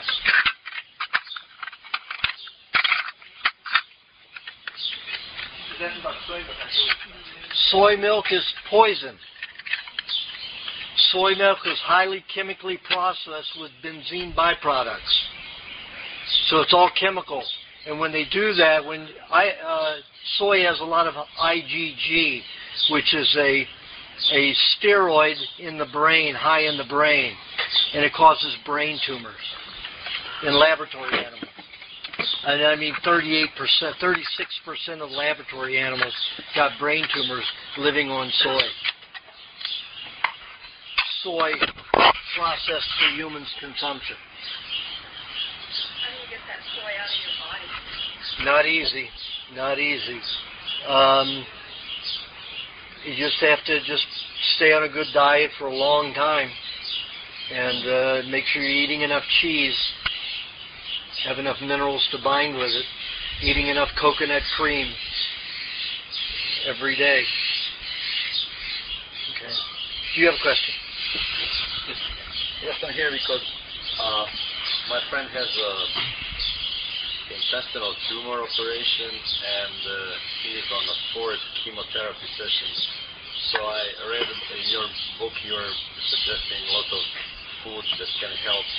So I would like to know, I talked to them, they're not here, they're in Croatia, and I talked to them and I told them that I'm coming here today to ask you, do you have any suggestions? Because it's not, I don't know, maybe it's too late because he has lymphomas now and his liver is touched too. Well, I've seen people, with cancer riddled in 6 places in their body, in their life. I had cancer of the stomach, started with cancer of the stomach, cancer of the blood, bone, and then lymph. I'm the only person who's lived over 3 months who's had those 4 cancers. So, and I'm 39 years ago I was supposed to die. So I never say anybody's a hopeless cause. It's not easy, but it's a long process, and that I can't tell you here. That will take probably 20, 30 minutes. He's very positive about everything, and he has a good hope, and he wants to live. And so, what will be good for his wife to prepare for him through this period of going through chemo? Well, there's a lot of things, but I don't have time to answer that kind of a question. That's a very personal thing for that individual. So you'd have to call me about a consult for that. Okay? I mean, if you just said, what can he do to help digest better, I'd say raw eggs. What can he do to protect himself from an ulcer and help his ulcer? Cabbage juice. But, He's got multiple complicated problems, so I just can't address all of that here. Okay? Do you have a question? Yeah, I was just wondering what you suggest for treating hemorrhoids. I was reading in your book about alkalizing food, but is there anything more specific? Yeah, like I say in the book, take just a thin piece of of meat and put it up there. You might coat it with a little bit of honey, before you put it up there. Sometimes it doesn't stay up there; it slides in and out. So, you might want to make a little, carve a little, like a little barbell, a little tiny one, so it's got a plug at both ends, so it won't go in and it won't go out. I mean, for 1 out of 10 people, that's a problem. My rectum was always so dry, I didn't have to worry about that. But some people have very lubricated rectums. Most people don't. So that's the best thing you can do. Also, cabbage juice is good for that. Yeah. I have a question. My brother just finished his chemo 2 weeks ago, and he's having some symptoms of mucositis. It's excruciating pain. Is there anything that you recommend that he could... Well, the chemo's coming out his mucous membrane. So he needs to eat a lot of milkshakes to produce a lot of mucus to get that out of his system. Because as long as that chemical is staying in his mucous membranes, there's going to be pain, severe pain. So he's, can he have raw milk? Because, his immune system's low, and he's scared to have anything, like raw milk. That's what he has to have. But with eggs, not raw milk alone. It'll dry him out. It won't help. He needs to have eggs.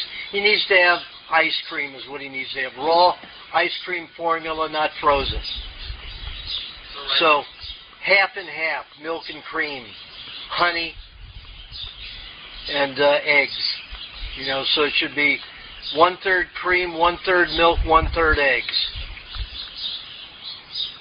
So half a cup of each, and about 2 tablespoons of honey. Yeah. Okay. Do you have a question? I actually have a sugar addiction, which is how you have a what? I have a sugar addiction, and I welcome to the club. I used to be a pastry cook, and the raw honey, because I had some raw honey today, and it made me want more, and so I feel like if I... Go ahead, pig out on honey, it's okay. I've eaten up to a quart of honey a day, but you can't do that every day, but you pig out on it for a while. Sugar and that's what made me, I ate a lot of bad carbs and whatnot, and I gained body fat, which I didn't want to do. And now that weight plan you were talking about, when you're losing all that weight, are you losing muscle weight or are you losing water weight? How are you getting rid of all that weight? Or what is it exactly that's being lost? From eating the honey? From eating those eggs, the weight plan you suggested. Well, you're losing mainly fat, but everything that goes along with it. Okay. Everything that fat is contained, all the poisons in that fat will be leaving your body too. I feel like I still have a lot of, because that was like a good 2 years worth of bad sugars that I was... Yeah, well, you've got a lot in there to remove. And you may get lots of acne from it. You may get some rashes. You may get some hives. Just follow the things it says in the book for that. Because mainly fungus will break that down in your body. Bacteria don't feed well on high carbs, high sugars, nor do parasites, except for the tapeworm. So it's hard to get a tapeworm in this country. Everything's so poisoned in our system. Tapeworms are very sensitive. You can kill those so easily. You can eat half of an onion and kill a tapeworm. So eat as much honey as you like. But if you want to slow some of that down so that you're not just taking honey, have honey and butter mixture.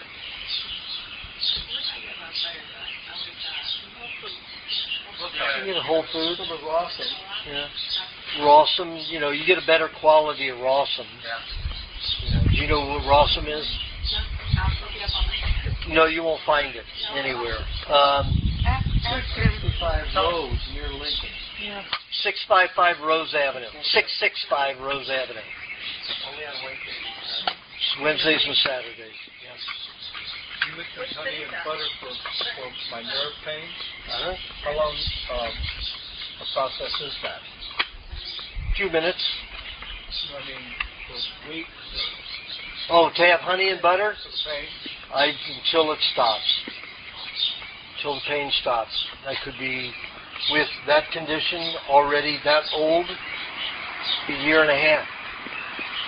But it's still, that's better than never going away. Most of the people have it for life because the doctors don't want to repair it.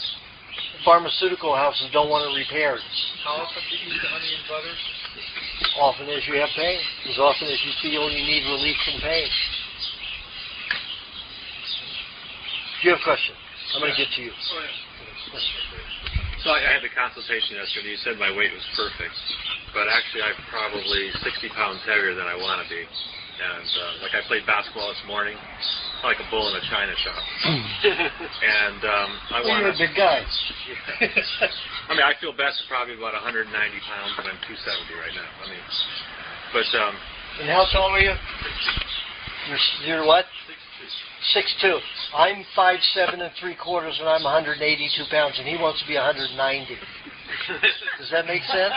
No. When I was 18, that's what I was. And that was when you were 18. Okay. Well, anyway, I want to dump a lot of weight. I mean, I exercise and stuff like that. I want to get back in, playing shoes. Well, would you rather be happy or fit looking? Well, I was happy when I was down to 200 a couple years ago. That's when you were a kid. No, 2 years ago. I was down to 200. No. I stopped playing for about a year because after I had business and stuff. But I mean, I'm going to be happy regardless. I'm not worried about that part. Oh yeah? I saw your eyes. I don't think so. I can't be unhappy. Let me tell you. But anyway, is that going to harm me? As long as I'm taking lots of raw fat and stuff, I just exercise. If you ate every hour, no. If you can eat every hour, if you can eat some fat every hour, you can stay at a lower weight. As long as you don't get injured.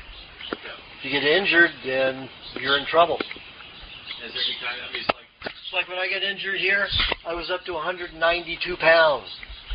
I mean, I don't look, I'm 23% body fat. Do I look it? No.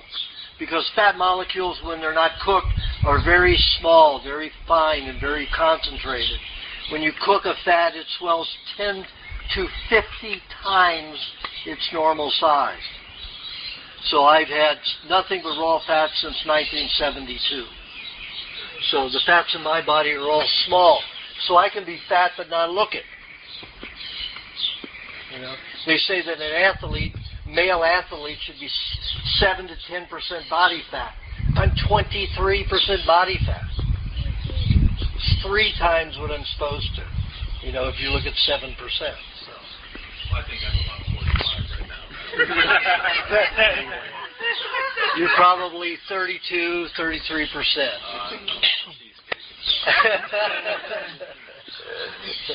Anyway, you can take off some weight, but if you get uncomfortable and start having problems, put it back on.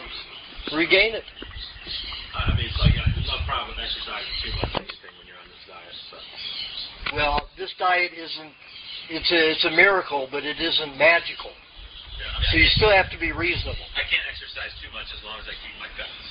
I mean, no, you can exercise too much because you can spend all of your energy on exercise. Then your body's not going to heal and detoxify well. I'm supposed to take like a 1,800-mile bike ride for 2 weeks. Okay, then take off, for a few weeks after. Slow down for a few weeks after. Maybe only do 2 hours a day after that. For 3 or 4 weeks or a month just to let your body catch up. Okay? You're going to do something intense like that. Do you have a question? Yeah, I kind of wanted to share with you just what I'm observing, what I'm going through. Maybe you can put it together. Which is at various times in the day, and it doesn't happen all the time, but I get like a foggy mind. That's a perfect way to describe it. And it's always accompanied by like energy drops, lack of focus and whatnot. And it used to be more severe. It's okay now by eating more regularly, like every 2 hours or whatnot. But I wanted to ask about that. At the same time, I'm still trying to put on more weight. when I first started the diet, bang, like 30 pounds. Then it went down, and since it's plateaued. And I know, so I've been trying raw milk, raw cream, and whatnot. But actually, it kind of made me bloated.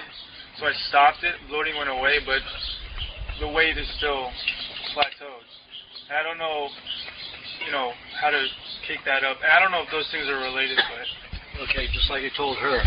Obviously, you got some toxins stored in your intestines, and you stop digesting for a while until that cleans.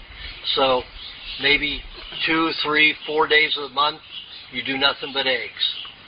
Milk before you go to sleep, milk at night, and then just do that for 3 to 5 days a month, and then go on your regular diet. But you've got to eat meat in the morning and in the evening, and have lubrication formula heavy with each one if you want to gain weight. Okay, so that's separate than the fast, the egg fast? That's separate than the egg fast? Yes. Okay. But then, so about the foggy mind energy drop, is that going to become worse if I do that egg thing? Usually your mind becomes extremely acute because you've got so many proteins from the egg white making glycogen instead of carbohydrates making the glycogen. So that egg thing you said, so 5 days a month, is that like once a week type of thing? Once a month. You do for 5 days in a row of a month. Okay. Yeah, every 30, 31 days. Okay. Yeah. I'll give that I don't know if you're going to be able to get through 5 days of it, but you can get probably 2 or 3 days, and that will make your intestines good. But then let's say after 2.5 weeks, you get sluggish again. You go right back on 2 or 3 days of the eggs. Give your intestines time to catch up, and then you'll be able to gain the weight. So then going back to the diet will be more effective. Yep. Because then you have the digestion full force again. And that lack of clarity kind of thing, that's what is that a result of? That's toxic sugars getting into the blood, making the nervous system and blood fluid very sticky, or a lack of carbohydrate altogether. So the carbohydrate comes from the carrot? That's the glycogen. Glycogen, yeah. Glycogen is what the brain and nervous system uses as energy. And it can be made either from a carbohydrate or from pyruvate, which is protein. When it's made from carbohydrate, you have a lot of AGEs, advanced glycation end products, that cause the blood, the nervous system, nerve fluid, and the lymphatic fluid to get very thick and sticky. So cells stick to one another as they go through. Synapse gets sticky, and it misfires. It goes to the wrong place or doesn't fire at all. Fire is short because it gets sticky. It's too thick, too heavy. When your body uses protein, the pyruvate, to make glycogen, there is only 8% byproduct of advanced glycation end product, whereas with carbohydrates it's 70 to 90%. And we can handle about 12% at a time. So when your body makes glycogen from pyruvate, there's no stickiness. So the mind stays very alert and clear. Okay? Do you have you've got your question. Do you have a question? Is fermented whole soybean also bad? Fermented whole soybean. Very bad. Yeah. The soybean is meant for herbivores. In order for a human to digest them, they have to be incredibly processed. There's a poison in them. If they're germinated, they still are poisonous. When they are fermented, there is less poison in it, but you still got a high IgG problem with it, and it's still a vegetable. It takes an herbivore to digest it. An herbivore has 2.5 times longer digestive tract than we do, has 60,000 times more enzymes to digest the cellulose molecule to get the fats and the protein. We may get some starch from that bean, but it's not a good quality for the human body. Okay. Roger, do you have a question? Yes. What about walnut oil? Is that okay to take? Let me say one more thing about that. when you eat those fermented beans, they destroy some of the bacteria in the intestines, and it can start forming a lot of gas, cause a lot of gaseous formation. And it can also cause the blood to get too acidic, cause irritability, cause weight loss, things like that. Soy sauce is terrible that way, causes a lot of weight loss. Or headaches, causes water retention, causes weight loss in muscle loss, muscle mass loss. But water retention. Yes, Roger, I'm sorry. Well, I was asking about walnut oil because I know you don't like vegetable oil. It hardens in the system. Right. But what does walnut oil do the same Walnut is a fruit oil. It won't harden as much as vegetable oils will, or as hard as seed oils will, but they still can be a problem in the body when they're concentrated. When you get an oil, if you really want it to be digestible for the human body, you have to ferment it. Fermented cod liver oil, fermented fish oils, fermented snake oil, fermented coconut oil. All of those things come from a fermentation process.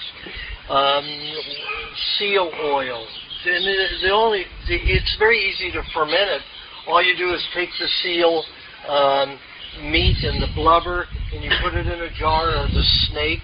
You peel it, and you wind it up in a glass jar, and you let it sit in the refrigerator at about 48 degrees for 5 or 6 months. And you have, the oil leaves the tissue. And then you have a pure oil that is fermented. It has partially been broken down with the bacteria from the protein in the meat.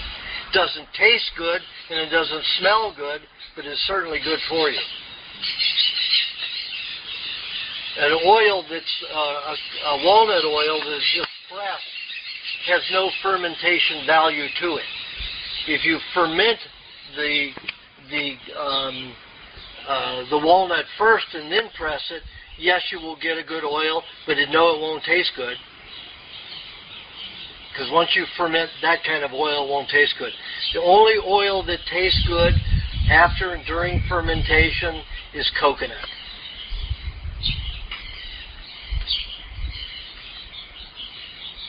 Okay. Coconut in there for months at a time? Pardon? You leave coconut, like the coconut cream, would you leave that in the fridge for 6 months? It only takes 19 hours of room temperature for oil to separate from coconut. It's that quick, 19 hours. From coconut cream? From coconut cream, yeah.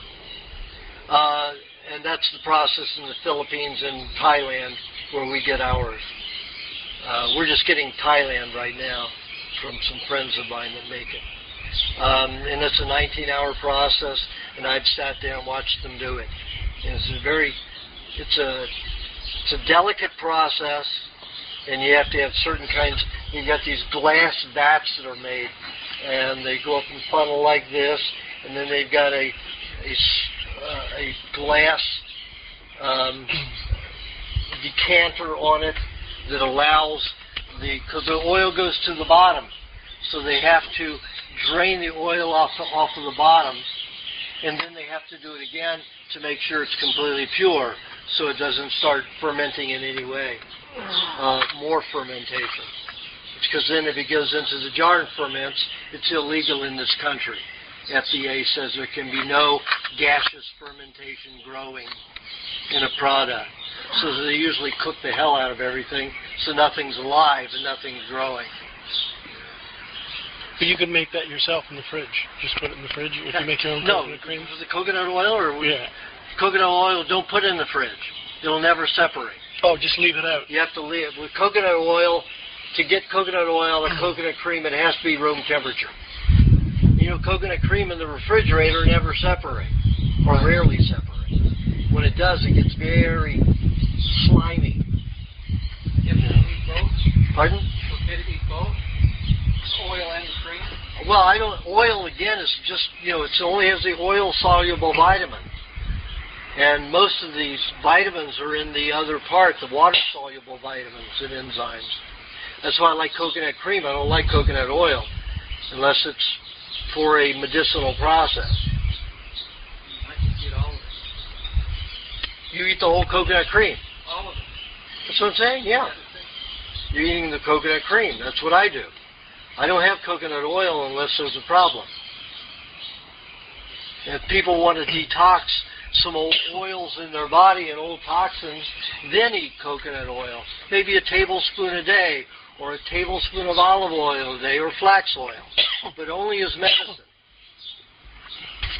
Okay, yesterday I used an oyster knife, and I was separating the meat from the coconut shell, and the shell broke and went right through my fingers. And what do I say in the book? Use a glove.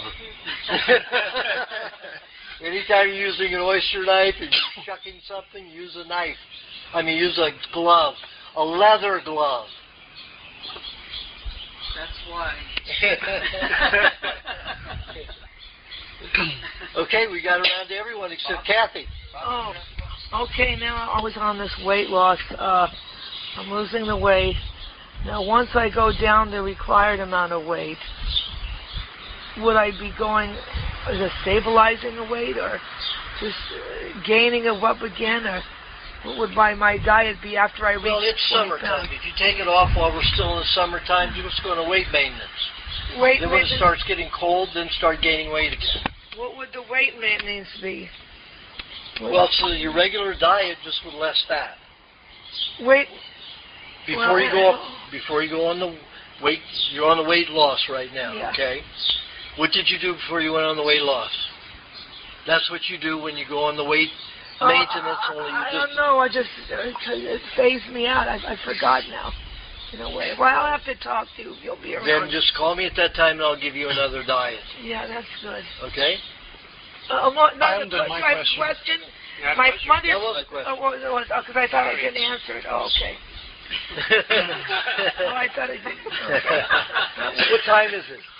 Well, after 5. Oh, so we just did it. I haven't done my question. My mother's foot is infected red. Two of us. Just please, when my that's right, you haven't. When my mother's foot is infected, infection in her foot, what is the best thing to put on it? Coconut cream? Lime juice and coconut cream. Mix it in? No. Put the lime juice on first, then coconut cream and honey. Okay? Your question. Yes. Certain forms of martial arts deal in energy. They call it chi. And do you have any kind of diet or recommendation in terms of developing chi and unrestricting the flow of chi? Well, that's just keeping as balanced as possible. And following the diet, the 2 diets that I've recommended in the recipe book, one with 2 meat meals a day, one with 3 meat meals a day. If you follow that, your chi will increase faster than anything else will do it. I have quite a few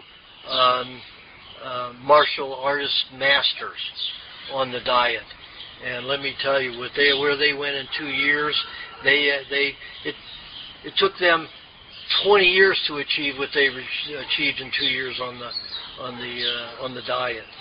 So they had to work 20 years to get where they got in just 2 years on the diet. Does that make sense? 20 years they were working. Get 2 years on the diet. They worked 20 years before they went on the diet to get to a certain place, and to get that much farther advanced, they only took them 2 years on the diet. Also, a lot of the Scientologists who are going through different kinds of exercises. I had one fellow that had tried to get into auditing for 6 years, and his levels, they wouldn't even take him. 3 months on the diet, he was in audit, just like that. 3 months on the diet. His levels just evened out, so he was able to go into audit.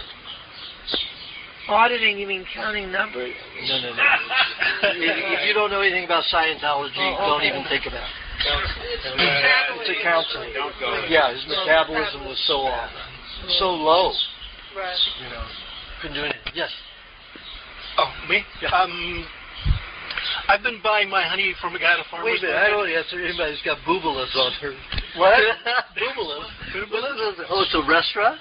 Yeah, I don't know where it is, actually. That's cute. Okay, go ahead. Okay, I've been getting my honey from a guy at a farmer's market for about 2 years. Then one day I just decided to talk to another guy. Like, he's been saying it's raw, So I went. Most of those people lie. Farmers market. I mean, I've asked this guy so many times. Every few months, I'd sneak in a little question. Yeah. But so I went to talk to another guy. Pacifica also sells there. You know, he showed me his honey.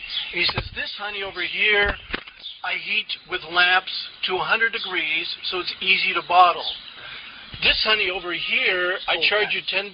He says it's cold packed.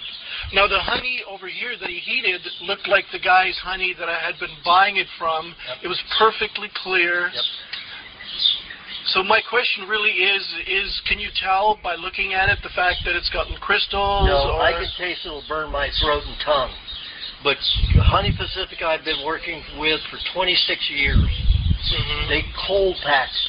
You can buy the cold packed honey from them. That's my quality of honey. What about the comb? Isn't that a guarantee of... What? If you buy honey in the comb, isn't that Yes. a guarantee that it's raw? That's a guarantee that it's raw. Yeah, that's why I always buy the comb. Yeah. Are there any other indicators? Yes. That's just their office. That isn't where their hives are. There's no honey and there's no flowers in. They have honey there. Pardon? They have honey there.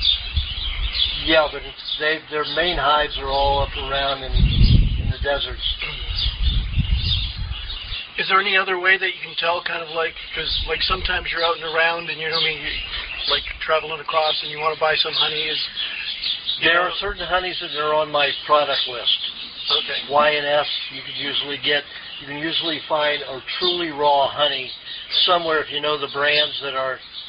So the only way is really through experience because you've checked them out. You can't tell by tasting or looking at the honey. You can't. But most people can. Okay. And if it's clear, nice and clear, and that doesn't mean fresh. It could be freshly harvested. Because this guy is always clear, always nice and clear. Yeah. You don't think so? No. Okay. Never. In 3 months, it's crystallized. It's cold packed. Okay. Once it gets out of the hive, once it gets out of the little chamber, it has 3 months maximum to turn crystallized. Before it starts, because that doesn't mean hard completely. Mm-hmm. It means it'll start getting very thick and translucent. Can't see through.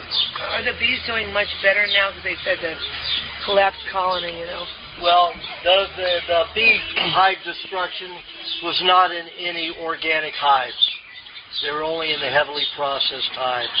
And they were probably given some toxic antibiotic. It was probably planned. You have to understand, honey is... There was a big article that came out this week about the values of the healing properties of raw honey, of honey and unheated honey.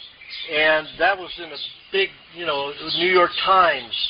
And that kind of thing is dangerous for the pharmaceutical industry. It takes their money away. So all they have to do is spike the beehive antibiotics to the point where it's killing the bees. They said 60%, 80% on the East Coast. Yeah. They were losing so many. But none of the organic beekeepers, none of their hives were damaged at all. Okay, ready for my question. Okay. In the milk book that I was reading, they talked about the guy who started Mayo Clinic used to recommend anywhere from 2 to 10 quarts of raw milk a day for people. Do you recommend higher amounts than, let's say, 2 to 4 quarts if you drink? You don't have that value of milk like he had in those days. Because he was doing that in the 20s and 30s. And the value of milk was much, much better back then. So I don't think that. I think that's too much. So basically, the 2 to 4 quarts is probably what most people would use. Yeah, I use 2 quarts a day, sometimes 2.5. Yeah. And during the winter, I'll use less because I want to stay warmer. You stay warmer by keeping the H2O level down in the blood. The thicker the blood is, the warmer you stay. So I eat more cheese in the winter and less milk. Yes? I usually go to the gym before I go to work. And can you tell me what will be good to regain some energy quickly? Before or after the gym? After after exercise, I'm pretty tired and I have to go to work because that's my schedule. So what will be I would say down 5 eggs. after Like you saw Rocky? Yeah. Okay, he breaks the 5 eggs in the glass and downs it and then goes and does his workout. Yeah. And then he wipes his mouth like that. And it doesn't work if you don't wipe your mouth like that. Just 5 raw eggs and you have the energy back. Any way of getting tired? Yeah, well, you can also eat little amounts of meat if you get tired often. You know, little golf ball sizes of meat. And that'll pick you up. Yeah. But after a heavy workout, 5 eggs is for your size of person. 5 eggs minimum. With honey or with milk or just... No, you eat the eggs alone. And then, maybe 20 minutes later, have some honey and butter. How do you combine the honey and butter? You stir it. And how much honey and butter? For a workout like that, for you, probably 6 butter to 1 honey. Would it be the same for like when I do a yoga workout? Probably a little bit more honey in that situation. You're not burning as much fat. A heavy workout like his, you're burning a lot of fat. Burning is the wrong word. We don't really burn. We utilize the fat. It's like you don't eat. When you eat, you don't burn your nutrients up. You don't cook them in your body. You disassemble everything, and they create different energy sources. And that's what happens. So it's not really burning up fat. It's utilizing fat as energy. Okay? We did it. Finished. What time do you have? Thank you, everyone, for coming. Oh, let me announce one thing. I leave for Washington, D.C. next Friday. I'm going to lobby with 2 other volunteers. We're going to lobby all the senators and all the House of Representatives to get raw milk reinstated back on a federal level. Now, it was never made law by any of the legislature. The jerk Ronald Reagan signed an executive order outlawing raw milk passing state lines because he had a lot of buddies in the dairy industry. So it's not really law, but I'm going to try to make it a law, just like I did here in Los Angeles. So I'm going to email everybody when they need to email all the senators, and we're going to blast them. Yeah. Okay? So we're going to go, it'll be a month and a half. I'm going to be there a month and a half educating them about raw milk. And then, hopefully, they'll be educated enough that when we get one of them to write a bill and several of them to support it, it will be voted ayes instead of nays. I got a better idea. And anybody who wants to send donations, Right to Choose Healthy Food at that post office box. On the page right before the index in my books, the address, post office box address. Yes. I got a better idea. Why don't you write the bill? I am really going to, but you let them write it. You tell them what to say, and then they write it, and it makes them think they wrote it. Yeah. So you have to do it. Oh, anybody who wants to see the X-ray, you can't touch it, but you can see the X-ray. Like.